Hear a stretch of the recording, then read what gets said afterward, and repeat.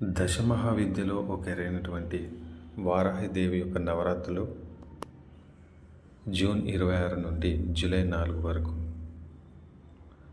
ఈ సమయంలో ఎవరైతే వారాహిదేవిని ఆరాధిస్తూ ఉంటారో లేదా నియమనిష్టలతో జపము, హోమము లేదా ధ్యానము చేస్తూ ఉంటారో వారు అపారమైన విశ్వశక్తిని పొందగలుగుతారు.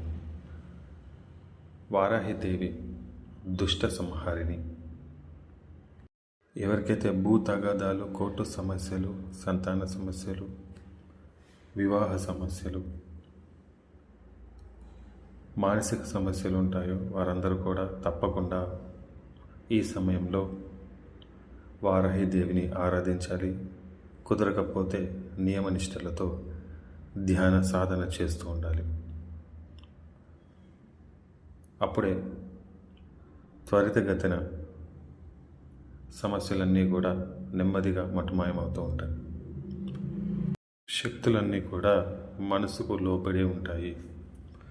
ఎవరైతే మనస్సును వశం చేసుకుంటూ ఉంటారో వారికి మాత్రమే దివ్యశక్తుల యొక్క అనుభూతి కలుగుతూ ఉంటుంది.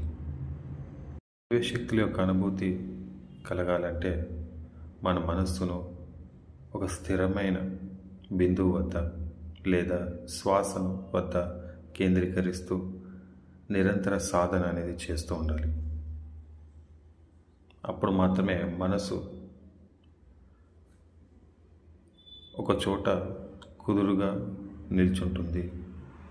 అప్పుడే మనము అనంతమైన విశ్వశక్తిని అనుభూతి చెందగలుగుతాం.